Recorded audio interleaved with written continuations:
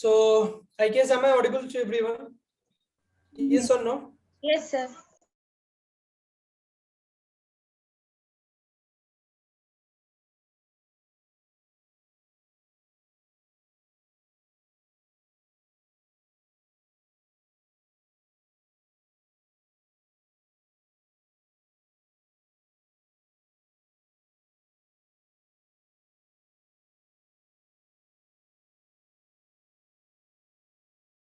Am I audible to everyone?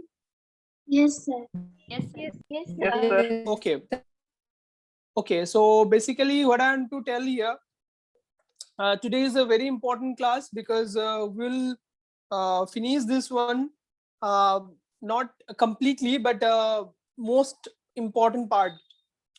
So first, let me know how many of you have joined. Please turn on your video. Everyone, please turn on your video. Okay, on Indo. Okay, show your beautiful face. Yes, on Indo. Nice. Ankita, please turn on your Amrita. And please keep this video turned on. Okay, this is something which helps the class to run smoothly. Okay, so then Tina, Deepti, Ombika, Shoheli, Tonushri. Okay, Deepanita, Shubhadeep, Shayani, Ritam. Ritam, please turn on your video. Okay, and I think it's Jeet. Auditru, please turn on your video. Shayandi, please turn on your video. Okay, all right. So without any further ado, I am starting today's topic. It's a very important, interesting topic, high-yielding topic for MCQ. So we cannot waste a single minute of time before discussion. So all right. So take a single page and write something which is very important. The firstly, I would say, first topic of the day is the basic structure of the flower. I will not talk. I will mainly talk about the reproductive part of the flower that you already know. So if you see the reproductive part of the flower, we had already a diagram. I think that will be the best enough. Okay. So if you see this diagram, from this diagram, you already know there is a concept which is called floral whorls. Okay. So if I talk about floral whorls, you know what is the first whorls? What is the first floral whorls? Yes, it is. Listen, there are two type of question. One question that is the floral whorls. Then you have to mention the calyx. Unit of calyx is sepal. Okay, so the question change, answer change. So sepal is the first floral whorl that you already know. What is second floral whorl? Corolla. Corolla. And unit of corolla. What is unit of corolla? Petals. Petals that you already know. Okay, what is tepal? What is tepal? T-E-P-A-L. The petal plus sepal. Yeah. Petal plus sepal, or you can say like the unit of perianth is actually tepal. Unit of perianth. Okay, can you tell me in which family we have read about tepal? Just for a question. Liliaceae. Liliaceae family. We have read that. Yeah, nice. Okay, your botany is not bad, but you have to revise much more, because example. Are you following the example book that we have provided? Are you following that example book? These are very important, and that will be your savior before the in the night of just before the exam. So please try to read that example book.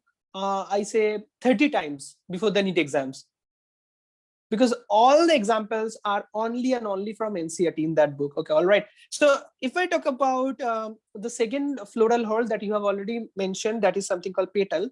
I just want to add 2-3 important point here. Do you have the concept of gamopetalous, gamosepalous, polypetalous, and polysepalous? Do you have the idea now? I am not mentioning again because I have discussed it in detail. For those who don't know, I'm telling you, gamo means joined. If you find your petals or sepals, they are joined together. Okay, these are called gamo. But if you find they're free apart, this is something called poly. So be it polypetalous or sepalous or gamopetalous or sepalous, gamo means fused or joined together.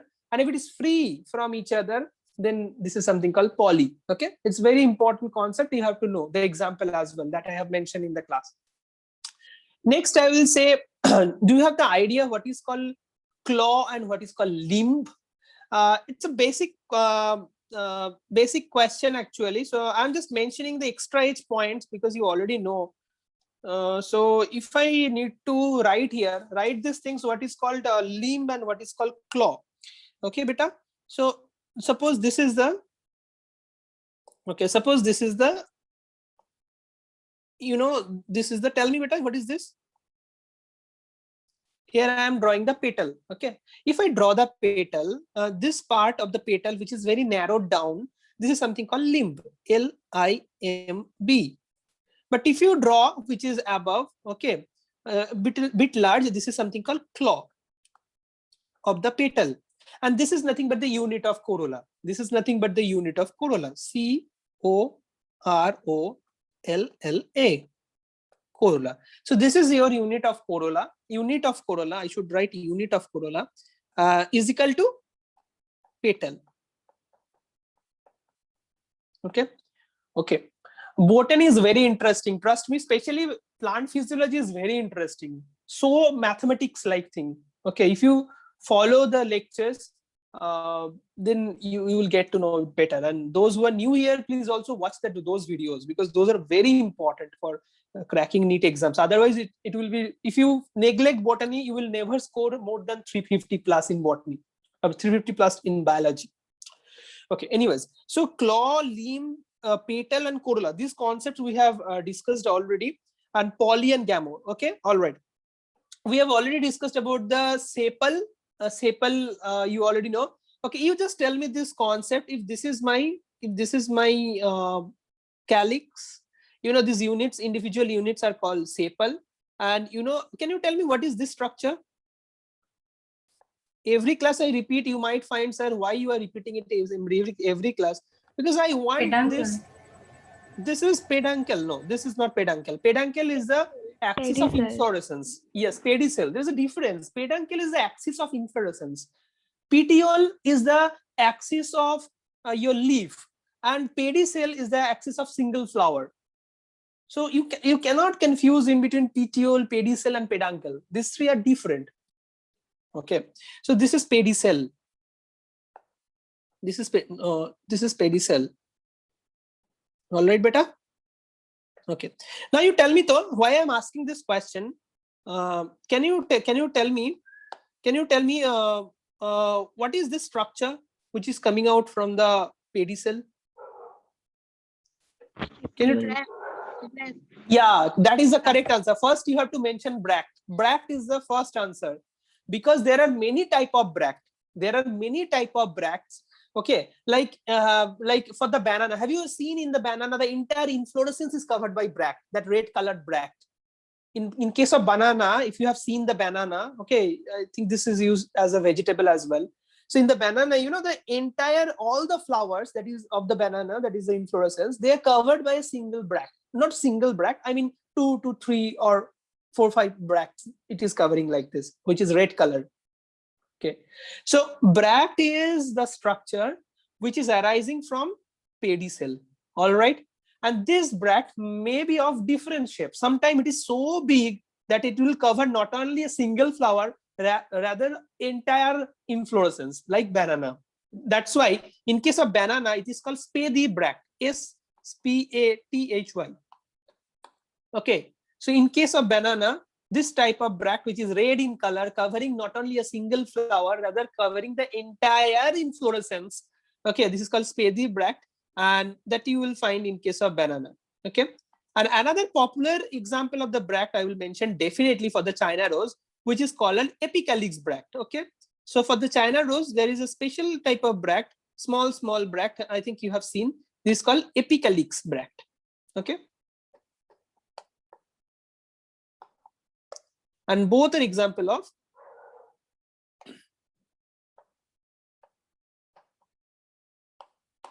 bract. Clear, everyone? Draw this diagram that how I have drawn. Otherwise, it will be difficult for you to remember, to recall. Okay. Okay. The next one I would request to make you remember, and this is something called the third hole. Can you tell me the third hole? Androecium. Yeah, correct answer. This is androecium. This is androecium, correct answer.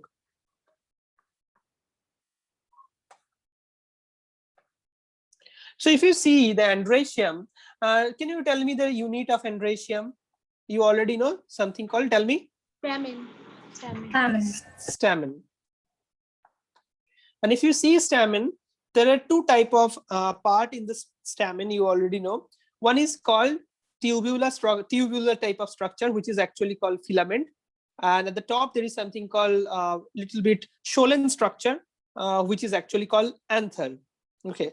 And in the NEET exam, sometime this question was asked, what is the chromosomal status? If you see the chromosome of stamen, A0 to N, and in the anther, A0 to N, tell me the answer. Who can tell me? If you have the basic idea, you will definitely answer this question. Both are 2N. Listen, this is 2N. In anther, it's very difficult to mention 2N or N. Both might be present. If you have already done your meiosis, then it is N. If you haven't done, then that is 2N. But in filament, obviously, it is 2N. Clear, everyone? So this is called filament. And this is called anther. Better clear? Okay, the MCQ points are very important. Okay, the MCQ points are very important. Okay, now I will show you a few important MCQ, which is very useful for the NEET exam. That is the detailed MCQ on anther. Anther is our main point, and that is actually considered the fertile part of the stamen, because if you see the filament, there is no use, direct no use. But anther is something which is the fertile part. Okay, so this is a fertile part, which is directly related with the reproduction. Okay. Okay. Now I'd say how to remember the MCQs on anther. Basically, you have to know the concept of lobes. So anther will have lobes. Okay. If you have two, you may have two lobe, you may have single lobe. Okay. All right. You may have one lobe, you may have two lobes. If it is one lobe, then it is called monothecous.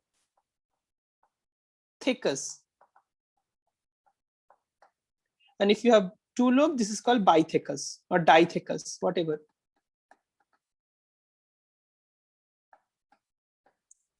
So actual meaning of theca is actually theca means actually membrane, but here the theca will mean something called lobe.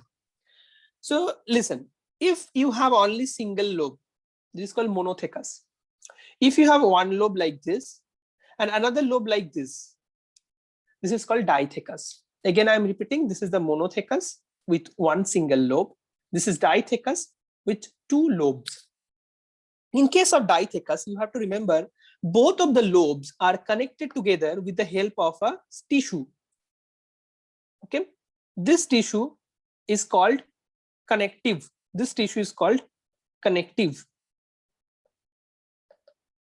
This tissue also contains proper water channel, that is a vascular strand, because this channel needs a proper water supply.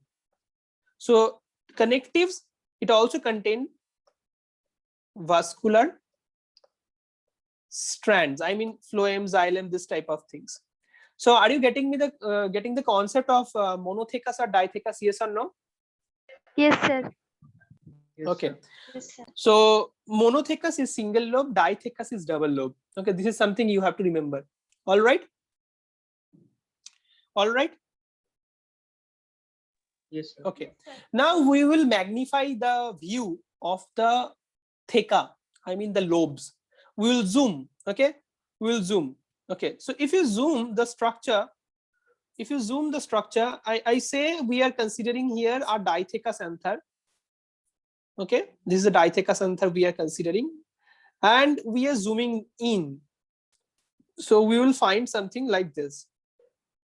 If we zoom in, we will find something which is very, very important here. Like this is one structure, and you will find another structure. Now you might be confused, sir. You told us two lobe. Listen, this is actually, don't consider it is 1, 2, 3, 4 as a lobe. That's a common mistake. Again, I am repeating in the class. This is the commonest mistake that student consider these are 4 lobes. No, this is not 4 lobes. Again, I'm repeating, this is not 4 lobes. Lobes are only 2, this one and this 2. Okay, so let me erase this thing. So again, I'm repeating, how many lobes here you can see, beta? Tell me. 1 and 2. Don't make any mistake, please. Okay, all right. Now 2 lobes. Okay, if you consider this as 2 lobes, I just want to tell you, but sir, in the book we have seen something is like drawn like this way. Yes, I am also drawing. But what are these 4? Who can tell me? What is this 4? No, theca is 2 here. It is dithecus. I have already mentioned. Microsporangia. Basically, try to understand in this way. These are like 4 factories of pollen grain. So in a single anther, in this diagram, we can see 4 factory of pollen grain. Factory number 1, factory number 2, factory number 3, and the factory number 4. So each of the factory are known as sporangium. So how many sporangium here you can see in a dithecus anther? So if I say the theca is di, how many sporangium we can see? 4. Tetrasporangiate. It's a very important question. I find many students making mistake in this question. So you should be very, very confident. In your exam, the teacher will tell you, I am giving you an anther consisting of dithecus tetrasporangiate anther, dithecus tetrasporangiate anther. Now you tell me how many sporogenous tissue you have. Now you are confused. What is sporogenous tissue? Sporogenous tissue is again the same thing. That is the pollen grain making factory. So you tell me how many cluster of sporogenous tissue you have? Again the same answer. 4. Yes, so 4 sporogenous, 4 group of sporogenous tissue. That is more meaningful. 4 group of sporogenous tissue. 4 groups of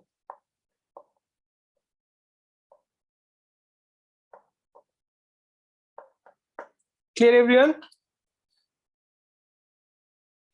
Yes, Clear? Yes, sir. Okay. So right now we have discussed this type of MCQ. And one more thing you have to remember, that the pollen grain is considered as spore, and your I say the female gamete is also considered as a spore. But what is difference? Difference in layman term, the spore means male gamete, but botanists have made it differentiated it nicely. One is microspore and another is megaspore.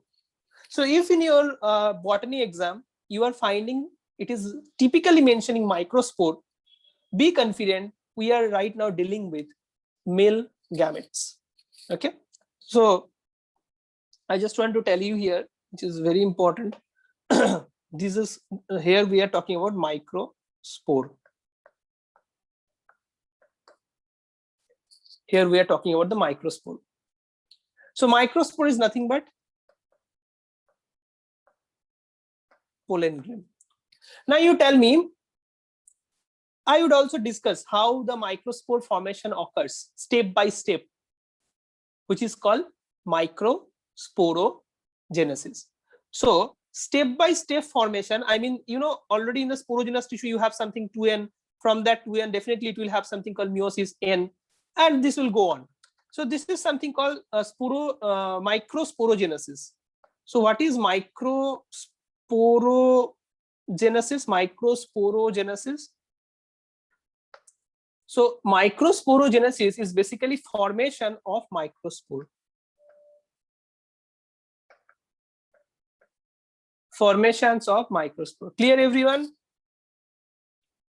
Microsporogenesis is basically formations of microspore, and which will take place in this territory of the sporogenous tissue, not its surrounding.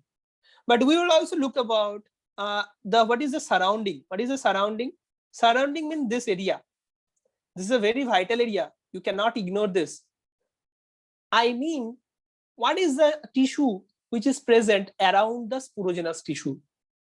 Okay, layer by layer. And the layers you have to remember as 1, 2, 3, 4, and finally this 5. This is very important. If you move from outside to inside, what are the layers that you will encounter? That's a direct MCQ.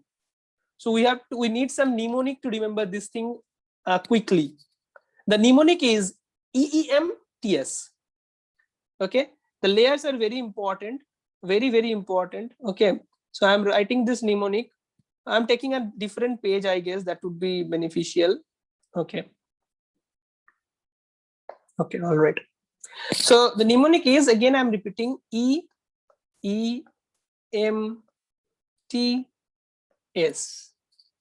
This is the layer from out to in. Okay, so again I'm drawing the same picture you already know. Okay, so these are the 4 sporogenous tissue at the center of the anther. So this is diathecous anther. I'm repeatedly drawing this because the same picture you will get in the exam most probably. So that's why I'm also drawing this, but you might find sometime monothecous anther. Can you tell me in monothecous anther how many sporogenous tissue you will have in monothecous anther? 2. Yeah, obviously. So if you find how may hide, this is not a physical class, I am just putting hands in this way. Anyways, so if I hide this portion, and you are just finding 2 sporogenous tissue, make sure that it is monothecous anther. But right now the structure of what you are finding on the screen is actually dithecous anther. Okay, all right. So if I draw this EEMTS, very important. I can bet you even after attending this class, if you don't revise and I ask you like 15 days after, you will be confused bit. Sir, what is the E? What is the E? Second E, then M. So please revise this thing. So the outermost layer here, I would say this layer is actually called epidermis. Okay, this is called epidermis. So firstly, I want to mention about the epidermis. It's the function is, what are the MCQ of the epidermis? So the outermost is epidermis. I would only mention the MCQ point. Its function is protection. Okay, protection. Okay, its function is protection. So write it down. Its function is protection. Okay, I will not talk much. I will only say those points which are important in the exam. Okay, and you have to remember. They're stretchable. Okay, they're stretchable.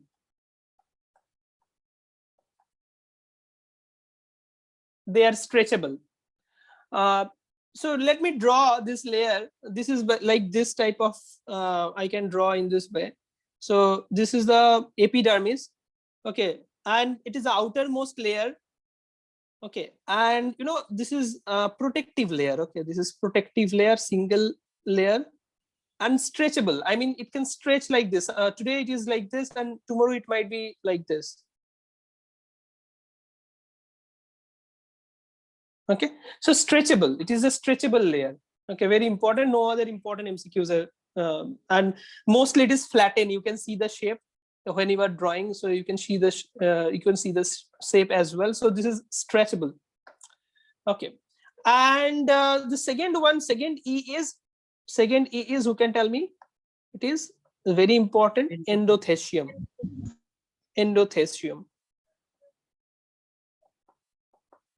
What are the MCQ points on endothecium? First, you have to know that how many layers. Epidermis is mostly single layer, but endothecium is not. So let me draw endothecium in green color, and I'm drawing this endothecium. It's a bit rectangular type of shell, and this rectangular shell, you know, this is like, yeah, this one. So these cells are present at the periphery, and we can draw these cells in multiple layer, not a single layer. You can draw it like here I'm drawing in double layer. So this is the double layered cells, which is present and known as endothelium. Now MCQ. So what is the MCQ? MCQ number 1 from endothelium that you have to remember, it is mostly multi-layered. MCQ number 2 from endothelium that you have to know, it's a very, very important. In their wall, which wall? Both wall. Okay, do you have idea what is called tangential wall and what is called radial wall? Any idea? If I consider this is the center of the circle, you know, these are the radius. Yes or no, beta? If I consider this is the center of the circle, this would be radius, na? Yes or no? Yes, sir. Yes, sir. So this is called radial wall. And if I consider that this is a circle, then this is like the, you know, this is the circumference. So these walls are called tangential wall. Are you getting? Yes, sir. Yes. Yes, And sir. you know, in both of these walls, be it tangential or your radial, there is a deposition of a special type of substance, which are hygroscopic, I mean water attracting. So again, I'm writing this point. This is extremely important and most important point of endothelium. So I'm writing this that there is presence of fibrous band, number 1. So where does this fibrous band present? This fibrous band is present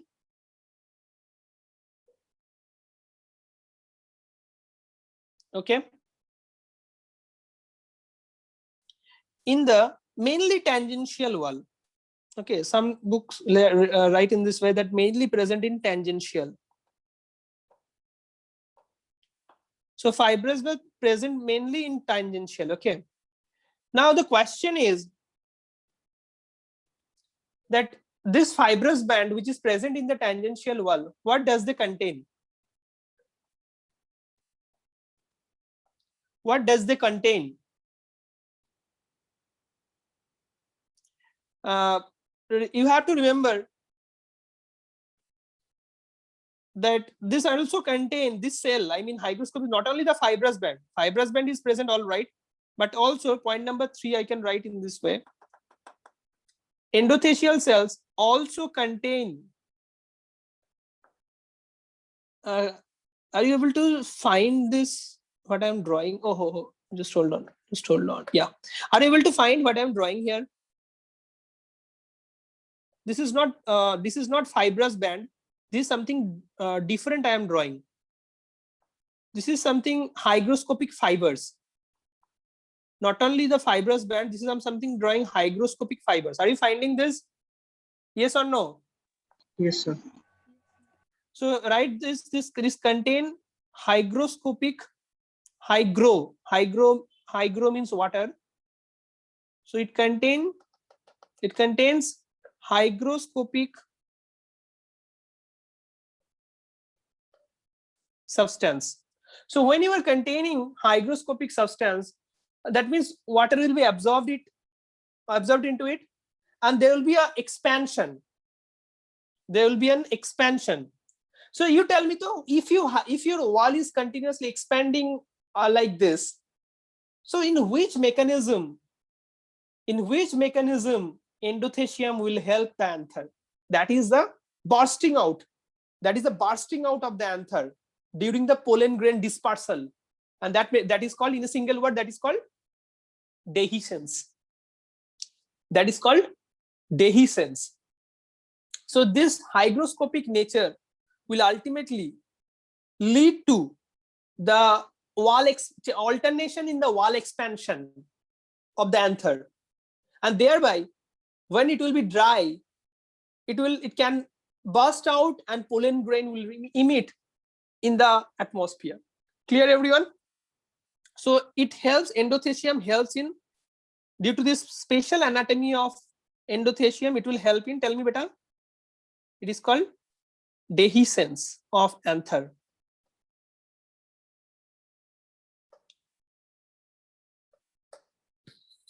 Clear, everyone?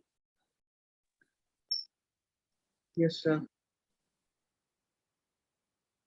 Okay.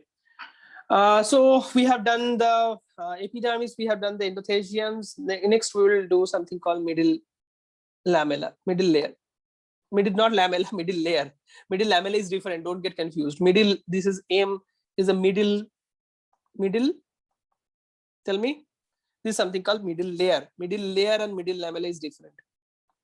This chapter is very interesting, like maths. Okay, you will definitely enjoy. This is very easy. No example wala jhamela.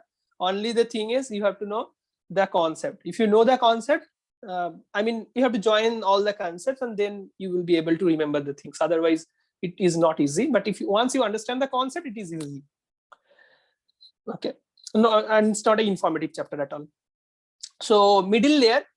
Now the question is, if you have the idea that what is a middle layer? Listen, middle layer. Listen, middle layer. It's like you can say, is it a single layer? Again, the answer is a big no. It's a multiple layer, but the problem or the answer, whatever you say, they are not long lasting. They are like degenerative. They can degenerate. When they are maturing, they will degenerate. Okay, when they are maturing, they will degenerate. So middle layer is something which is something called ephemeral. E-P-H-E, ephemeral. It means it's short lasting. Ephemeral means short lasting. It's not long lasting things. It's short lasting things because it will degenerate while it is maturing.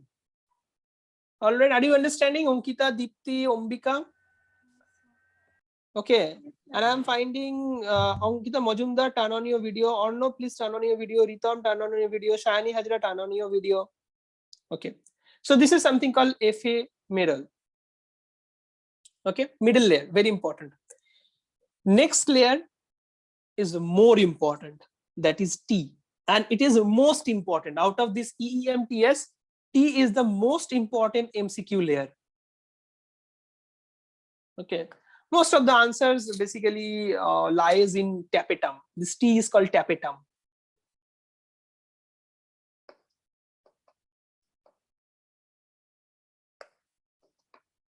So the question is, what are the MCQ on the tapetum?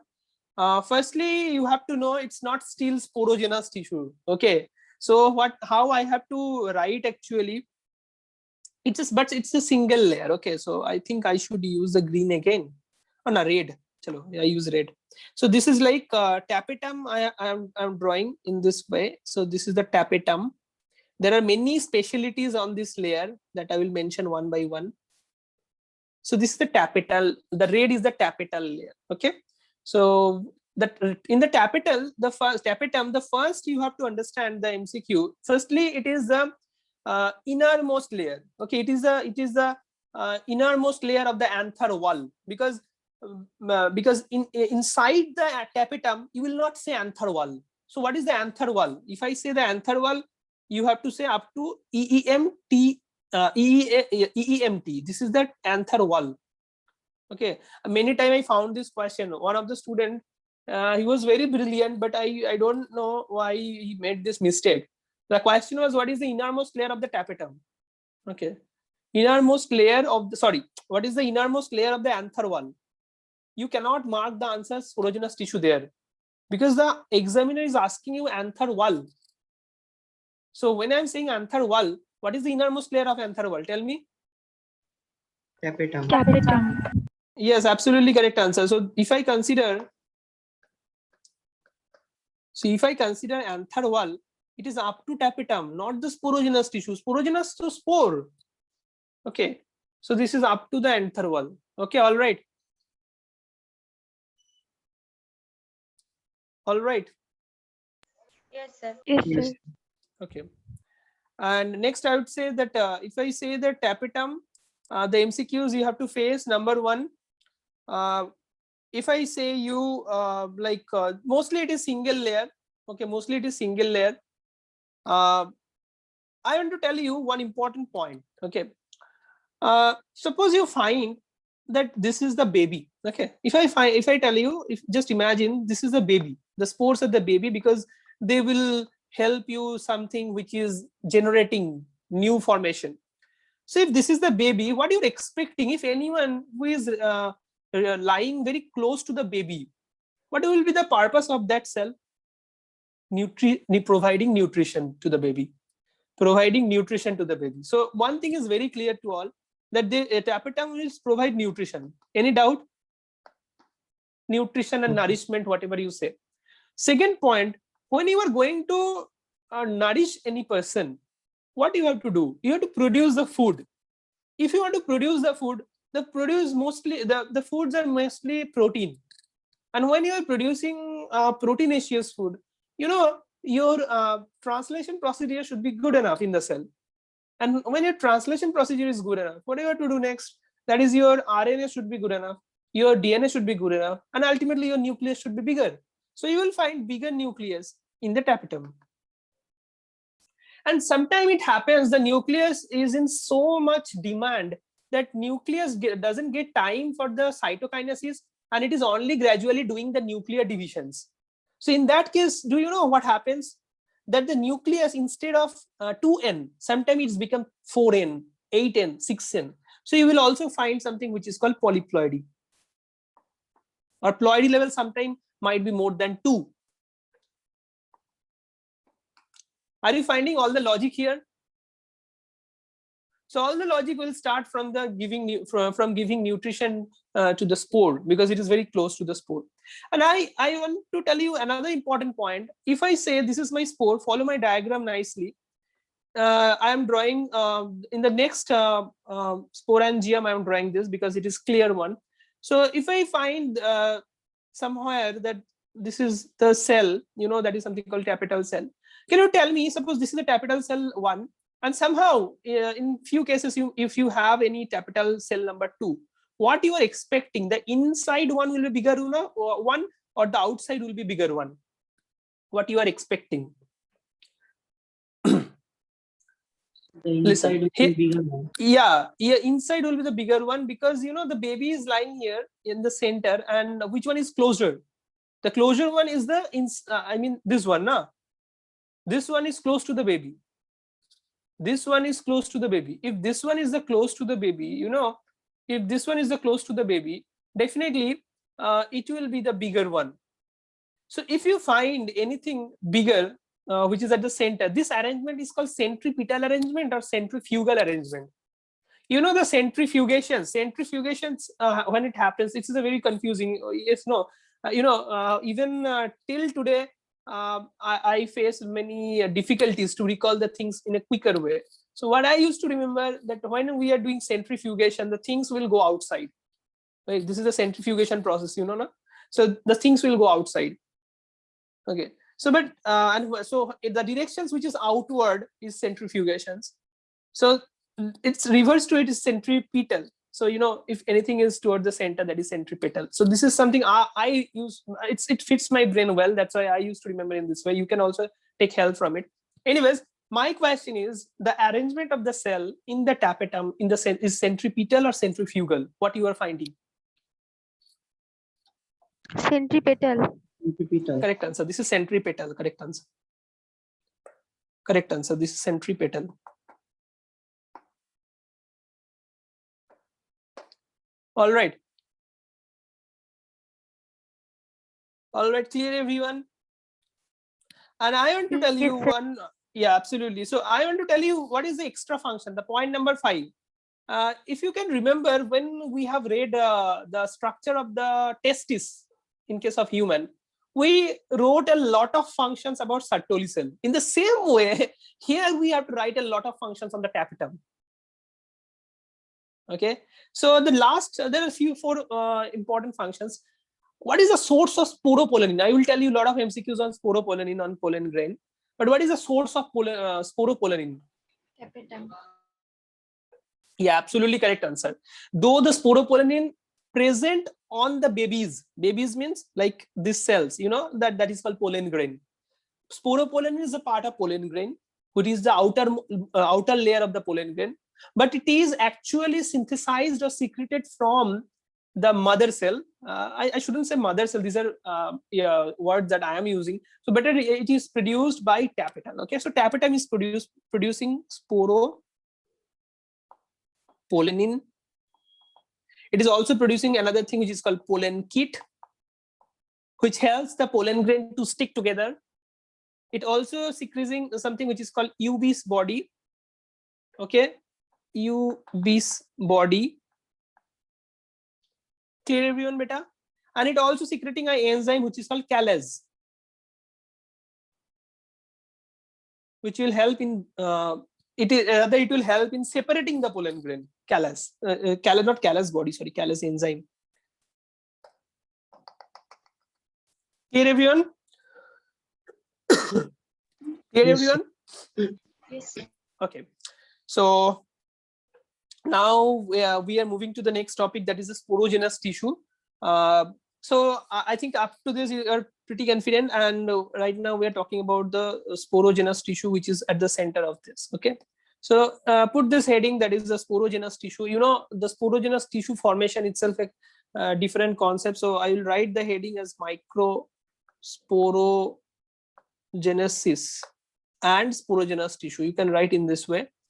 Listen, it's very easy for microsporogenesis or megasporogenesis. The concept is very easy.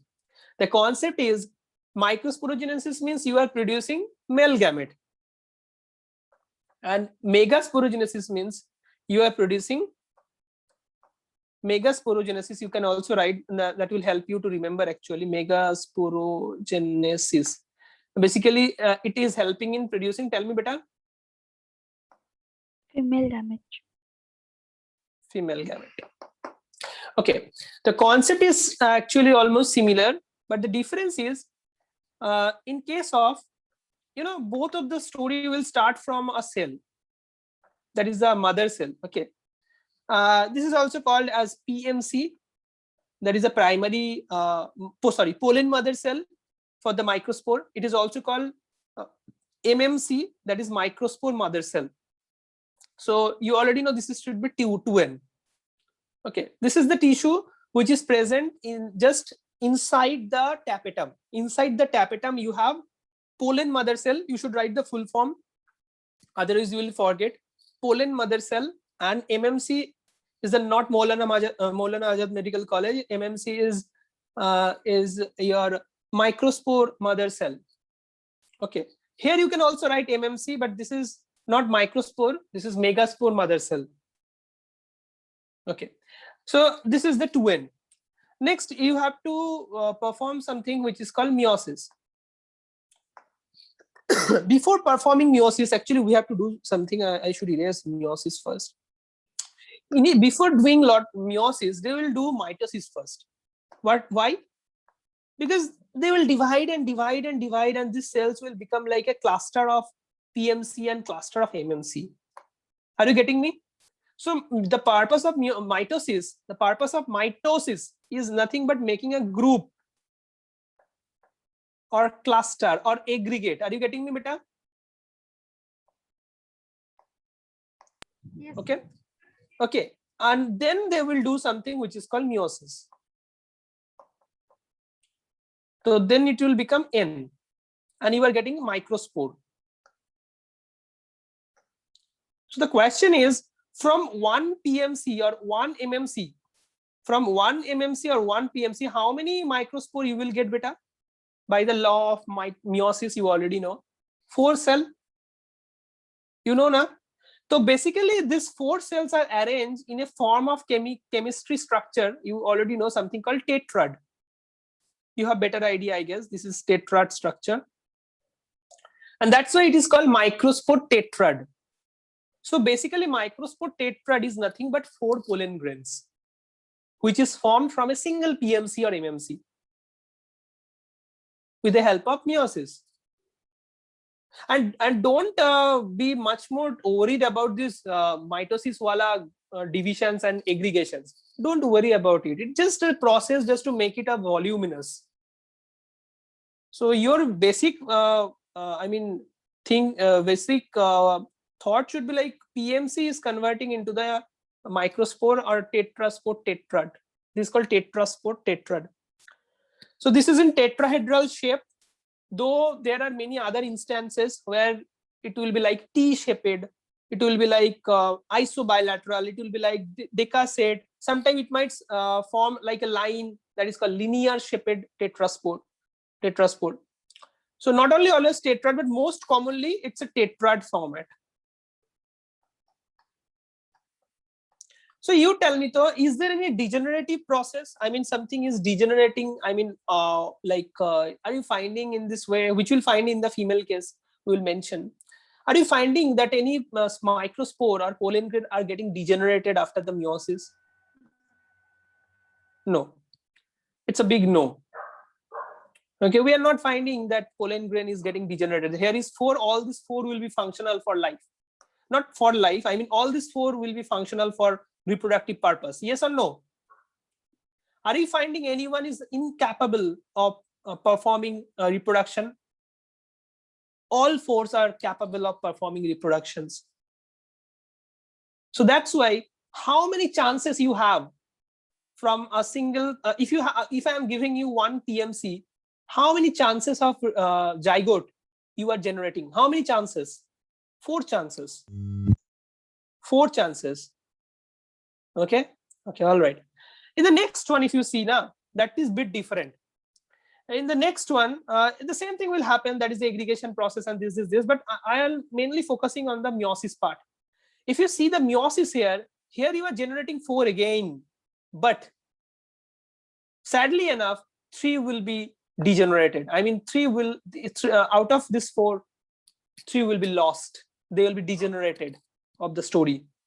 So only 1 megaspore will finally exist. So this is called megaspore. You know already this is called megaspore. So this only 1 functional megaspore you will have. So from a 1 MMC, if it is megaspore mother cell, how many potential, how many chances you are generating of for formations of a zygote? 1. Only 1. 1. Yes, absolutely correct answer. So there is a difference that here you have 4 potentials.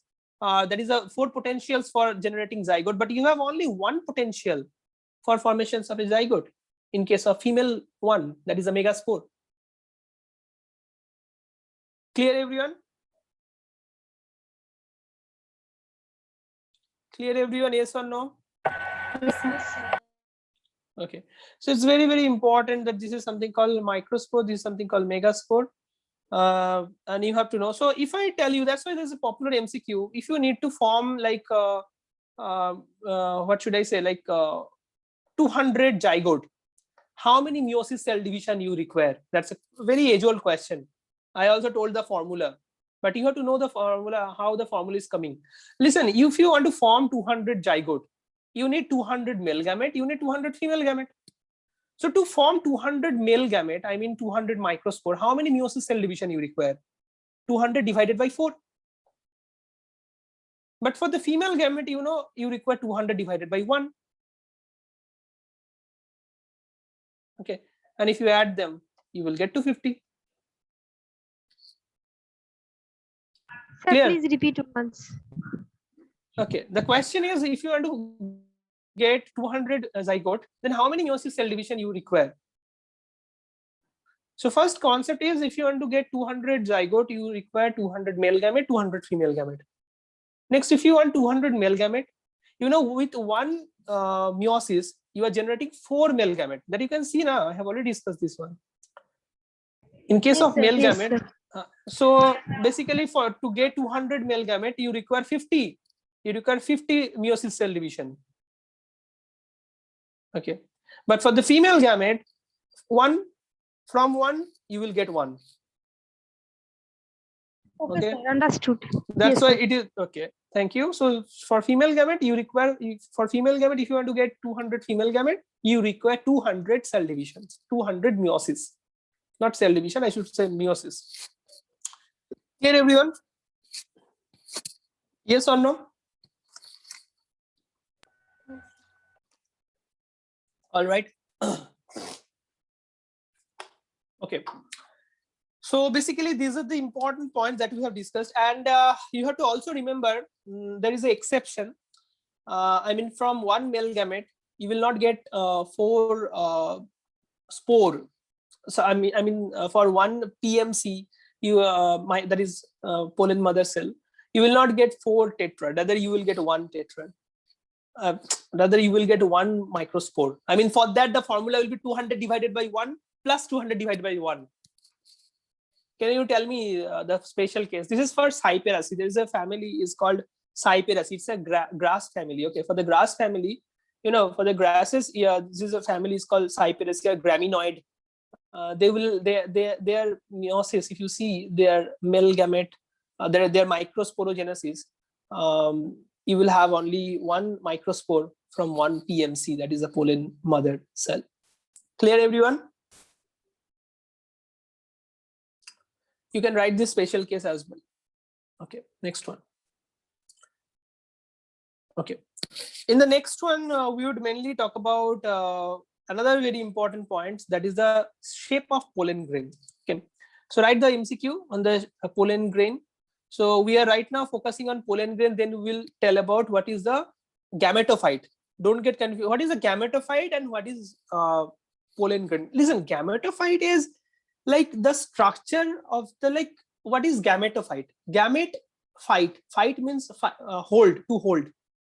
So when I'm saying gametophyte, basically I am saying the structure related to the male reproductive organ. When I'm saying female gametophyte, that is I am mentioning the structure related to the female gamete.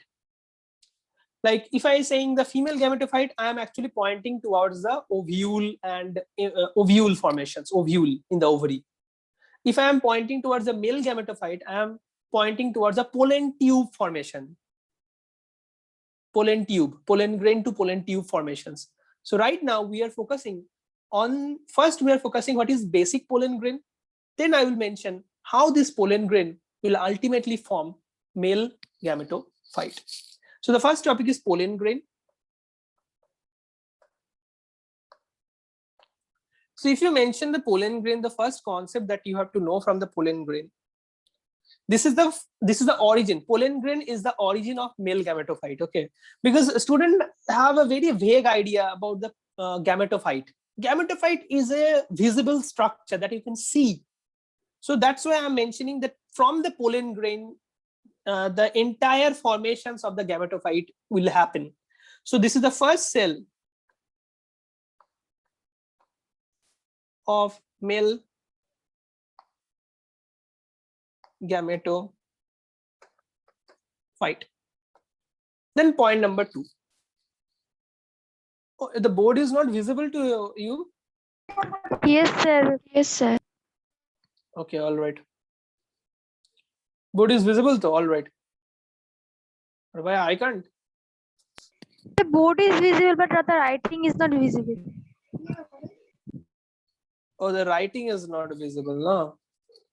Just hold on. Just hold on, I'm trying again.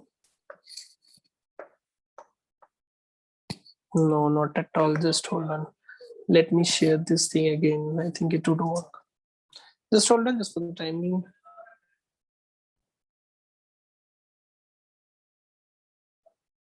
Yeah, all right, chalo. So pollen grain.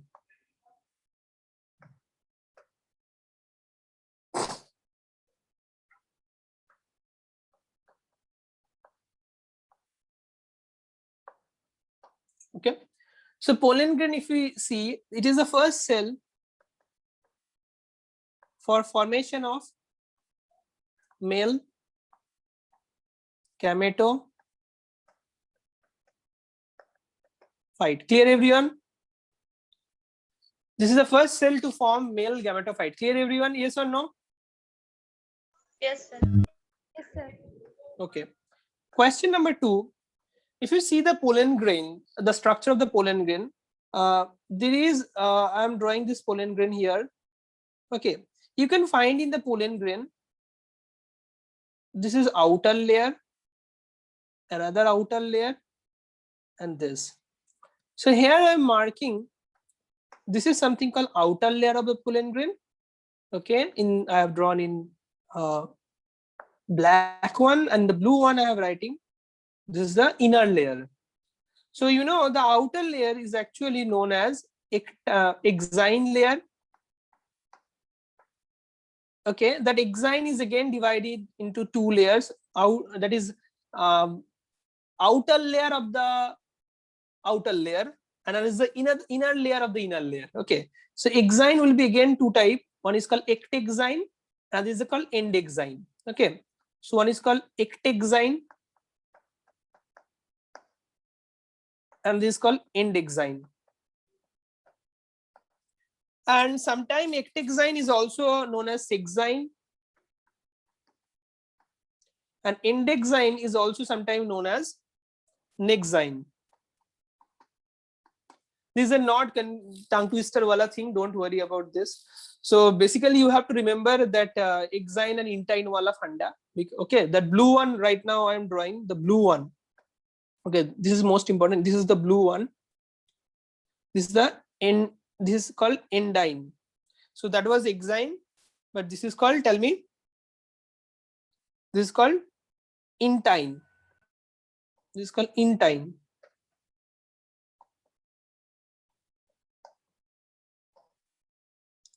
Clear everyone? Clear everyone, beta? Exine or intine wala funda clear? Yes, sir. Now the question that they are constituent, how they are made up of. Chalo, tell me. This is very important funda. Exine is made up of. Who can tell me the answer? Exine is made up of sporopollenin. Tell me, intine is made up of. Cellulose and pectin. So this is called pectocellulose. Cellulose and pectin, that is a pectocellulose in a single word.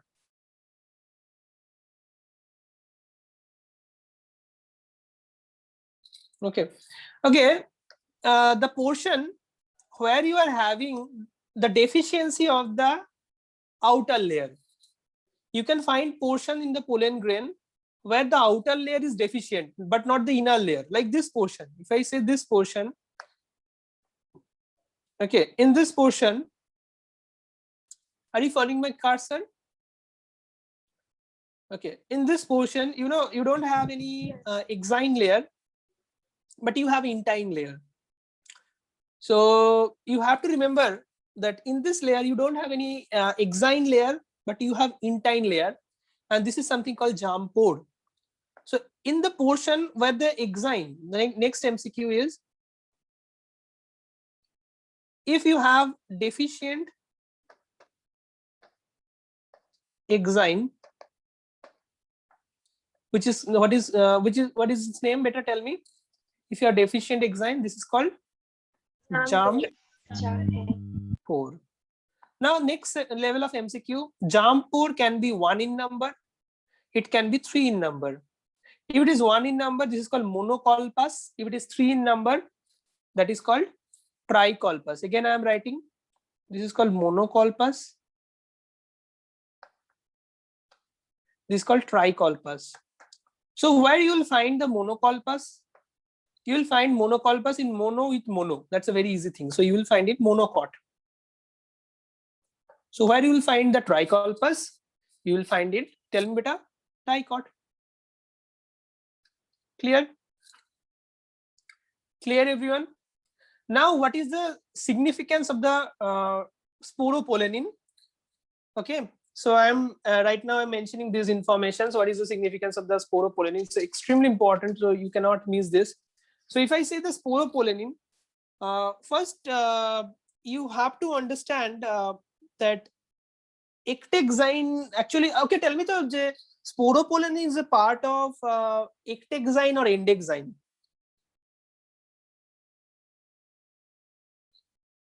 Tell me.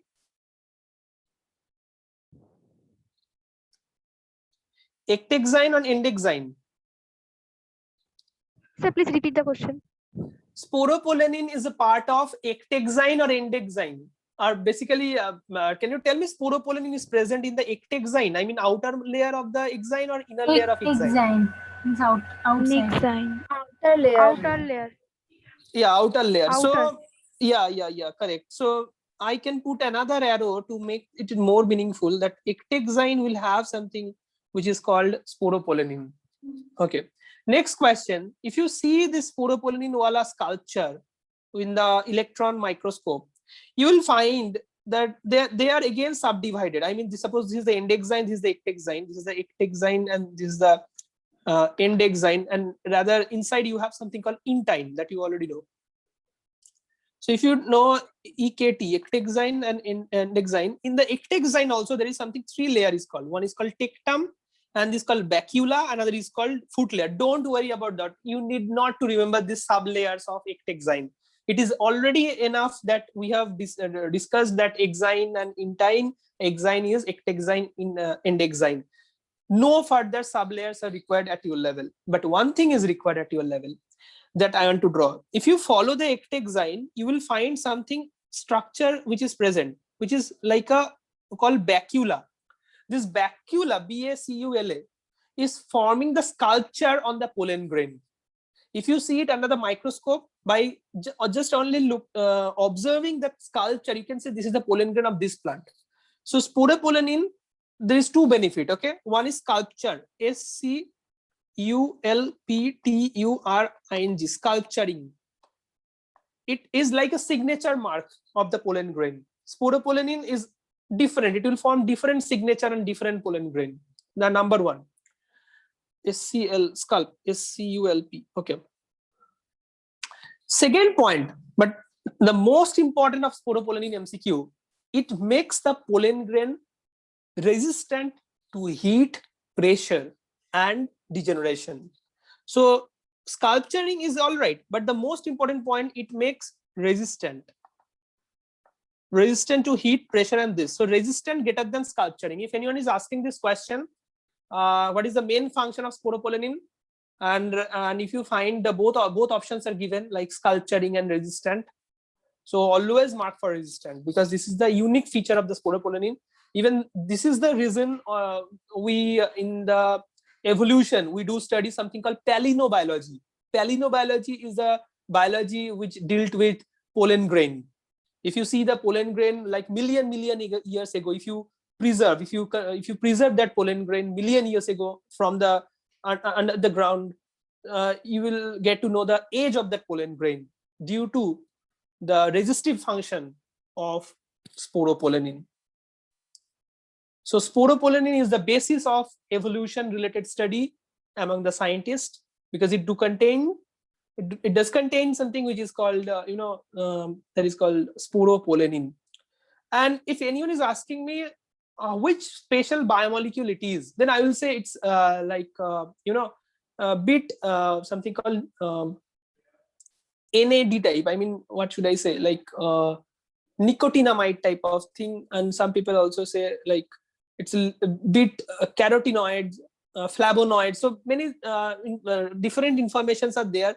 So I will simply mention that it's a bit little bit lipid type of substance, because few people say lipid type of substance, few say it's like a nicotinamide type of substance. So don't get confused. There are many informations related to this sporopollenin, but I will say these are much more, that sporopollenin is the most resistant substance. Like enamel is the hardest substance in our body, which is very difficult for degeneration and destructions. In the plant, if you say it is the sporopollenin, which is the hardest, most resistant substance, even radioprotective. With radiation, you cannot destroy the sporopollenin. All right. Now the question is pectocellulose. It is not that much protective, and pectocellulose is very easily, it can be destroyed.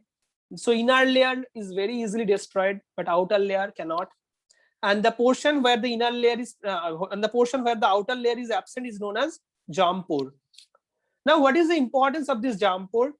The importance of the germ pore is it will give the way to extend outward.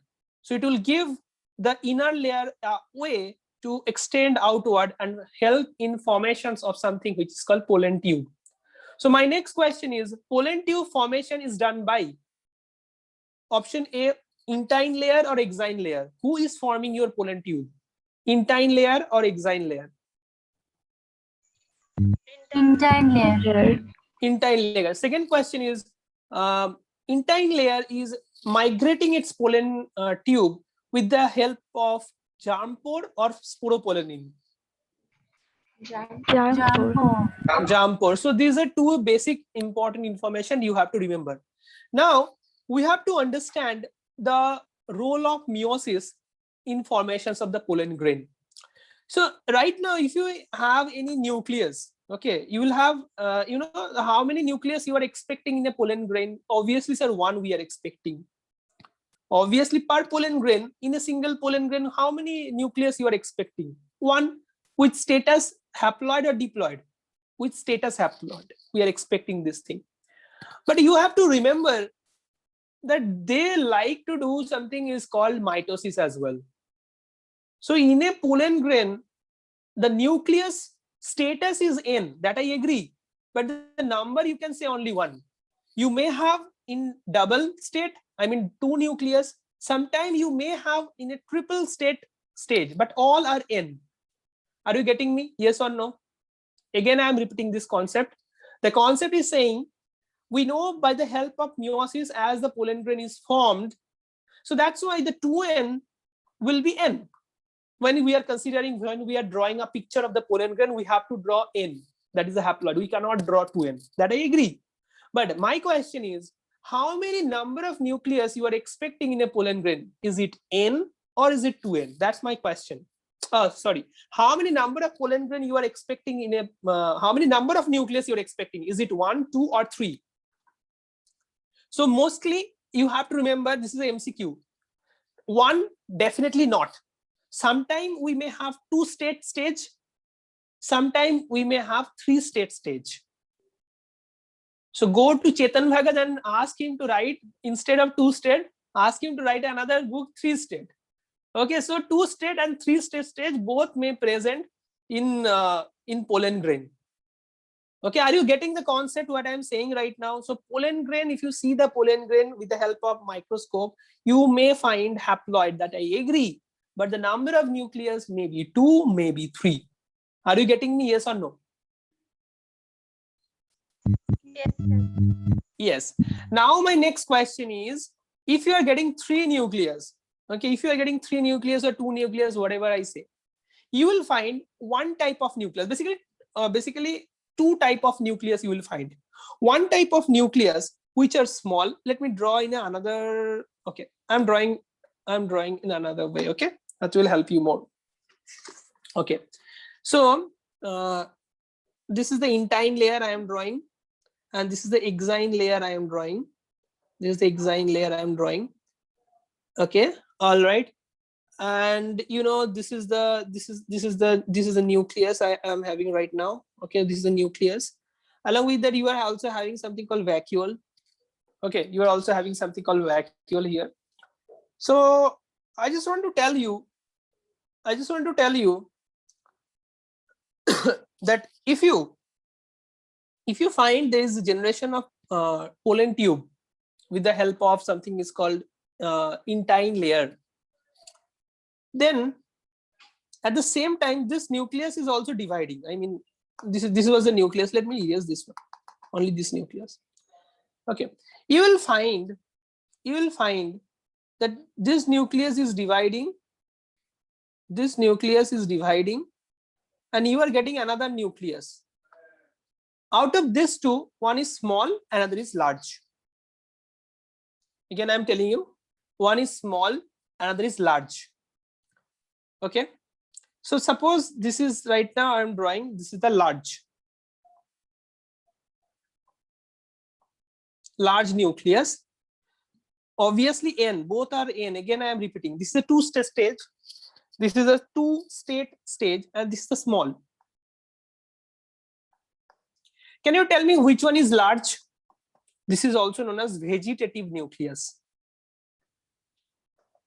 This is also known as tube nucleus because it will remain close to the tube.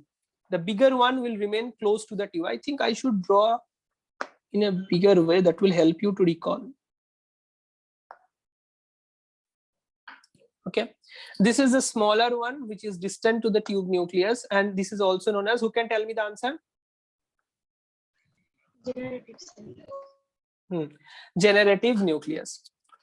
So mostly you will find that they are present in a two-state stage, but sometimes generative nucleus may also divide and they form another nucleus, another generative nucleus, and you may find this stage of pollen grain. This is called three-state stage.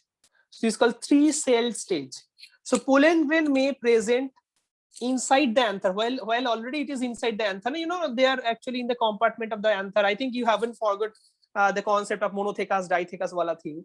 So when you are finding them in the sporogenous tissue, and rather they are developing in the process of sporogenesis, they are not dispersed also. Like they are not, they haven't left the chamber of anther. They are still in the anther. They're still in the anther, and you may find them in 2-cell stage or 3-cell stage that I am going to tell you right now. But you know, you may say that, sir, you have already mentioned that the generations of the something is called the pollen tube. So please do remember, when the pollen tube generate, pollen tube will not generate while you are inside the anther. So basically, for a clear diagram, I have to erase this one. Clear? But why I have drawn that pollen tube? Only to explain that bigger one is the vegetative and which is close to the tube, and that's why it is known as tube nucleus. Clear, everyone? But still the pollen tube is not emerged. When it will leave the room of anther and it will drop on the stigma of the female flower, definitely there will be an origin of pollen tube from the intine layer. Clear, everyone? Yes or no? Yes or no? Yes, sir. Okay, pollen tube will germinate through germ pore. Is it a right statement or false? Yes, sir. Right. Yeah, absolutely right statement. So Right basically, statement. right now we will do something which is NCERT surgery, because most of the things we have covered. Only we are remaining with something which is actually called, okay, I think we should finish first the female gametophyte formations. Okay, chalo. Actually we have already discussed, but still I'm making it more detailed. Male gametophyte formations.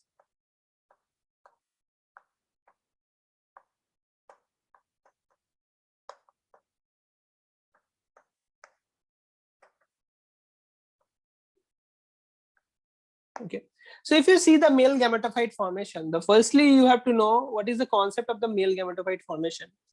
In the male gametophyte formations, there is no concept of meiosis. There is no concept of meiosis. Do you think when you are forming from the pollen grain, this is a journey?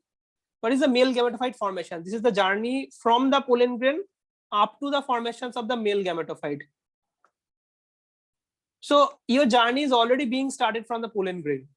So how you are expecting a meiosis? So when we are talking about male gametophyte formation, are you expecting any meiosis cell division here?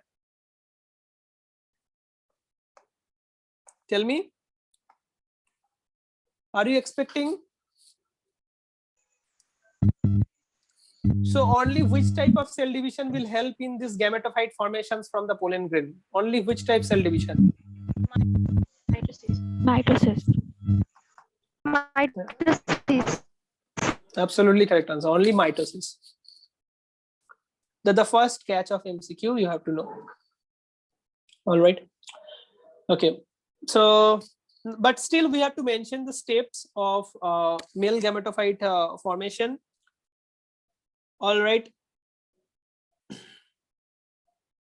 So the first step is young microspore. How many nucleus? Only one nucleus. obviously n stage. There is no point of telling again and again n, because you have started your journey with pollen grain. So definitely haploid microspore these are. But nucleus is one, and this is young microspore known as. Then what this young microspore will do? Okay, one more important concept, a very important concept. Always remember, in case of plant, most of the normal cases, the formations of the male gametophyte occurs first.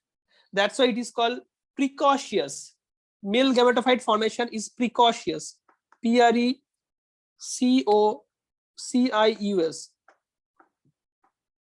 Because this will form first, then female one. Okay, so this is called precocious formations of the male gametophyte. This is a general statement for all. Next, I will tell you, this is the stage 1, that is a young microspore. Next, what you will find? Next, what you will find, this pollen grains are still present in the anther. So what they will collect? They will collect nutrition. When they will collect nutrition, what will be the size? More or less? Size will be more. If size is more, excess food will be stored in vacuole. Yes or no? So in the cell, so if this is the first stage where you have only the nucleus, in the second one, along with the pollen nucleus, what else you will have in the cell? Tell me. Tell me. Tell me. Hello. In the next stage, what else you will have? Hello. Vegetative cell. No, because it is storing the food. So apart from the nucleus, what else you are having? Vacuole. Okay. In the third stage,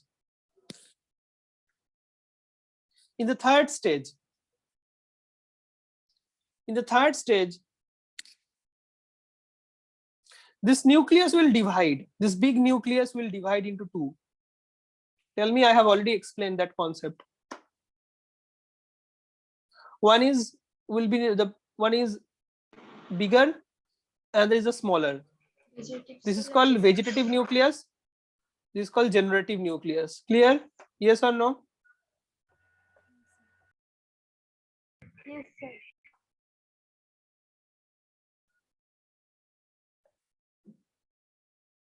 Okay. So what are the changes here? The changes is, you have to remember, one is a big nucleus, there's a small nucleus. Both are haploid. Clear? Yes or no? Yes, sir. Okay. The next one is also important. That sometime, I have already mentioned, this generative nucleus wala part, it will again divide. Yes or no? So it might be in 2-cell stage, or it might be in 3-cell stage. Okay, all right. Up to this will happen when it is like either present in the anther or the pollen grain is floating in the air. Not in the air, even it might be present sticking to the leg of insect.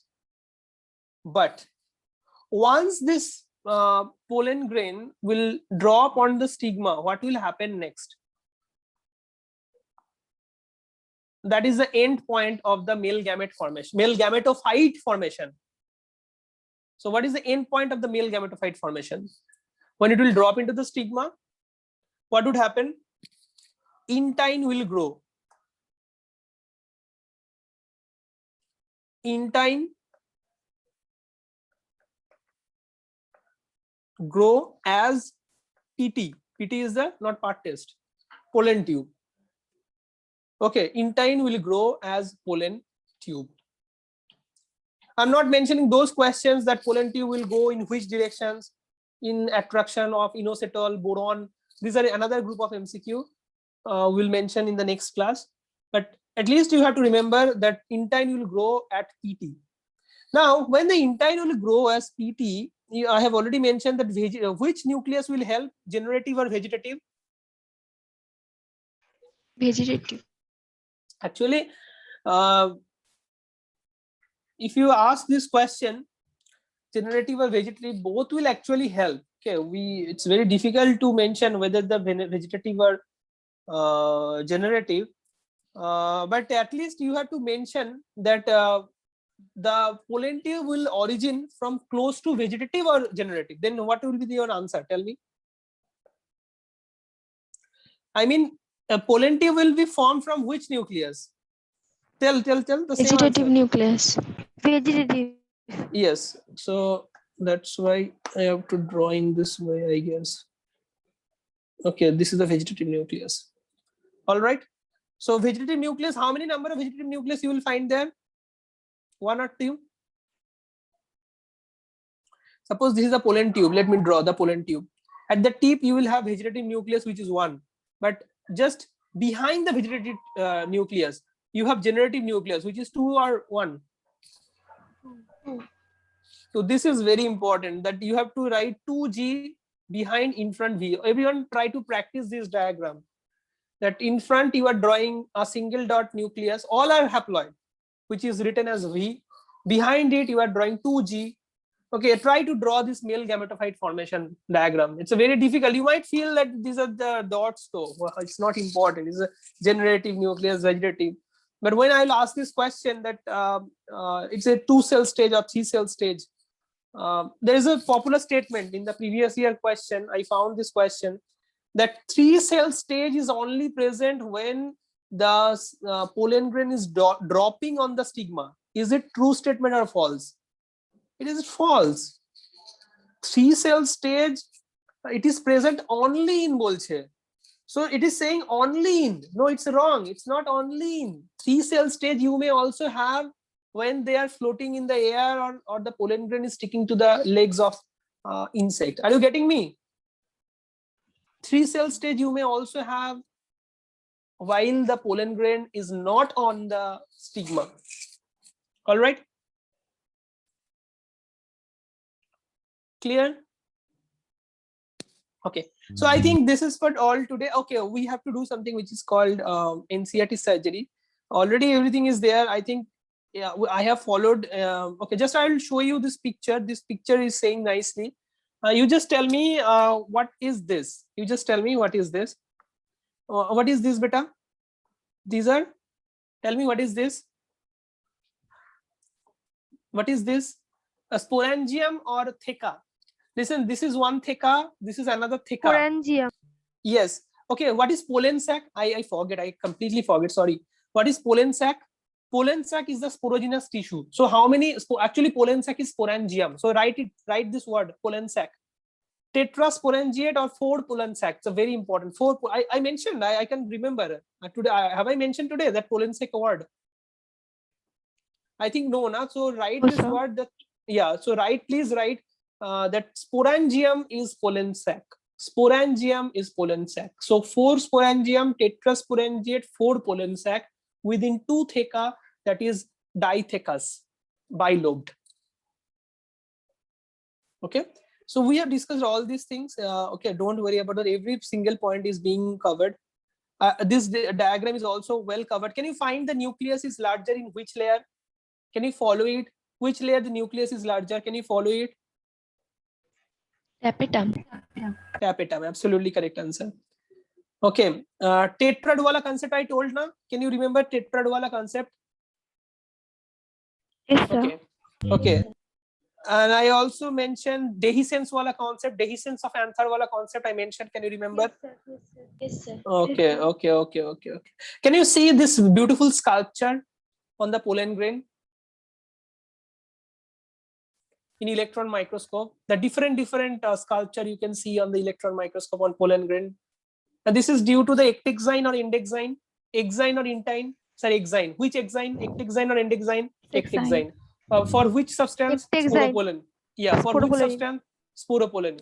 Okay, that we have already covered. And if sporopollen is absent anywhere, that is called germ pore. Okay, that we also covered. Can you remember this portion? We also covered what is vegetative nucleus, what is generative nucleus. What is the number of vegetative nucleus? 1 or 2? 1. 1. 1. And what is the number? And can you see here as well? What is bigger one? Vegetative or generative? Vegetative. Vegetative. Okay. And what is the smaller one? Generative. Generative. Generative. Okay. Can you tell me 2-cell stage and 3-cell stage wala concept? Can you find 3-cell stage written in yellow? We have already marked that written in yellow. 3-cell stage. Yes, sir. Okay. Can you tell me which is most common condition? 3-cell stage or 2-cell stage? 2-cell stage. 2-cell stage is most common. Very good. 3-cell Cell stage stage. is, yes, absolutely. 2-cell stage is 40%. Please mark this. I have also written this so you can see that 2-cell stage is most common. Okay, 2-cell stage is most common. 2-cell stage is most common. It's 60%.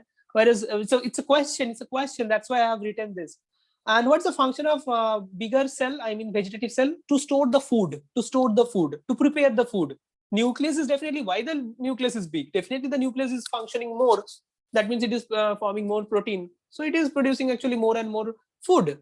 Are you getting me? And one more Yes, question sir. I want to tell you. Pollen grain, if I talk about the medical aspect of the pollen grain, one concept is allergy. Allergy is very common with pollen grain. Okay.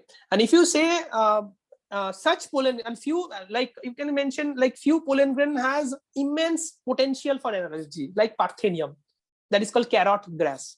I have also mentioned that I did a project with Parthenium. Thereby I visited Mr. APJ Abdul Kalam as well. So Parthenium is such a grass which is exotic species. Can you remember in one class I taught you that what are the exotic species in India? I mean those species which were not in India initially. We exported those plants like water hyacinth, like Parthenium. Okay, we mentioned 3 or 4 other examples as well. So Parthenium, water hyacinth, Parthenium spore, if you talk about, it is very, very allergic. Okay, it will cause allergy. And we imported Parthenium because we imported wheat from Mexico. At the same time, we imported Parthenium. At the same time, it created a lot of allergy. Even it creates a lot of allergy to the patients, and it's a very ubiquitous. I mean, its growth is very rampant. You cannot check the growth of Parthenium because it can grow very fast. And that's why, this was first, if you see the railway track, on the either side of the railway track, we first found the growth of the Parthenium because we exported it through the train. All right. So this is very important. You can see the cross sections of the tetrad stage. Can you find the cross section of the tetrad stage here? The cross section of the tetrad stage you can see, I guess. Yes or no? Yeah, this is individual four pollen grain you can see. And if you zoom a single pollen grain, you can see the first one is like this, where you don't have any vacuoles because it is a very baby nucleus. Okay, and rather, there will be the depositions of the food, and that's why you need the you need that packet of depositions, that is a vacuole, which you can find in the microspore. And can you tell me this process, which is the name of this process? That is that the pollen grain is gradually doing something, it is getting matured, and ultimately it is forming the vegetative generative nucleus, and finally it is forming the spindle cell. So can you find what is this actually? This is the male gametophyte. This is the male gametophyte. You people are very confused that male gametophyte, what is this? The male gametophyte is smaller than not like the female one. In the female one, the female gametophyte, it's like you will have the ovule. So it's bigger. But for the male gametophyte, it's smaller. It is having only 2 to 3 cell 2 to 3 nucleus, and few like a cell and few vacuoles you have. This is the male gametophyte at all. Okay, and in my Telegram channel, I also gave a question. Can you remember where you have the smallest female gametophyte? That I gave that question. Can you remember? In which plant? Yes, sir. Yeah, can you remember that question? Lilium. Where you?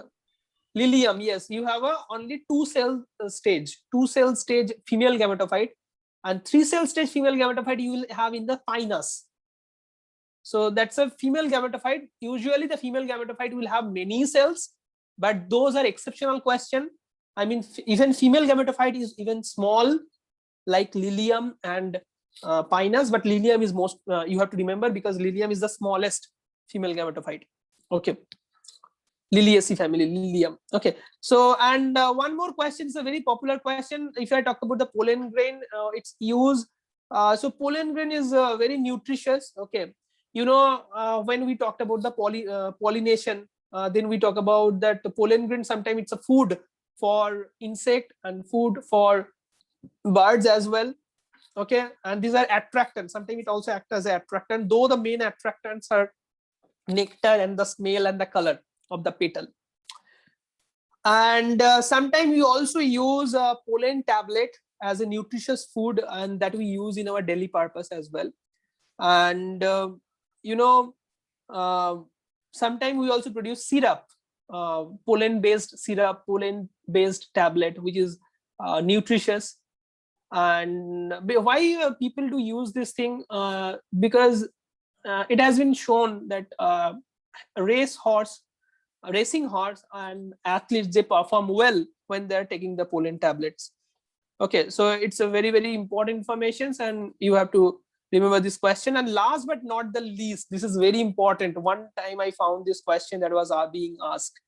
The question is, what is the viable period of the pollen grain? The viable period is that up to how much time after the release from the anther, how much time a pollen grain can survive in the air or any in any contact. It can be in contact with leg of insect. It can be in the air. So this is called viable period. I mean, this viable period is the time period when the pollen grain is leaving the room of anther, and before landing on the stigma. This time period is called the viable period. It has been shown it's a variable thing. It can be as low as 30 minutes, and sometimes it can be as high as in months. Okay, so if I say about those pollen grain which are actually following the anemophily, I mean, with the help of air, this pollination occur. You remember their lifetime is less, their viable period is less. It's only 30 minutes. So if you talk about rice, wheat, okay, it's also written here. You can mark these points as well. If you talk about rice, if you talk about wheat, if you talk about their pollen grains viability is only 30 minutes. But if you talk about the rose family, legume family, I mean Fabaceae, if you talk about the Solanaceae family, their viability is in month. Okay, that's a question. Don't neglect this point. Okay, all right. And I just want to tell you that you know that we can also store the pollen grain for years after years, by using a technique which is called cryopreservation. Cryopreservation is nothing but liquefying the nitrogen, for which you have to apply the temperature minus 190°C, and there you can preserve the pollen grain well, like you are preserving in the sperm bank. You are preserving sperm in the sperm bank and seed in the seed bank. All right, so this is for today, and the next day we'll talk about the pollen pistil reactions and the development of the megaspores and development of the female gametophyte. Okay, and also the seed. We have another topic in the next day. So I hope you have enjoyed this session. This was a crisp session. I tried my best to make it as crisp as possible, and do solve MCQs, and all the questions will be from, if you have understood all the concepts, you can hit all the questions. So if you have any query, you can ask me. Otherwise, I'll leave this session. So you tell me, Tina, Ombika, Omrita, Onindita, Onindo, Onkita De, Onkita Mojumdar, Arnav Hajra, Dipanita Dotto, Dipti Bal, Shreya, Shubhadeep, Shoheli, and Shoham. If you have any further query, feel free to ask me. Otherwise, I'll start the next day. That will be the last sessions of this. And the next day, it will be a 2-hour long session. Today, we have just concluded it on 1.5 hour, I guess. So, but the next day, we need a complete 2-hour sessions, and we'll finish the pollen pistil reaction, seed formations. Seed is very important as well. On the next day, we'll talk about seed as well. So if you have any query, feel free to ask. Do you have any query, beta? Do you have any query? Yes or no? Do you have any query? Yes or no? Any query? Anyone? Okay. Okay, we are leaving this session. So right now, and on the next day, we'll see you again. Bye bye. Take care. Lots of love, lots of blessings.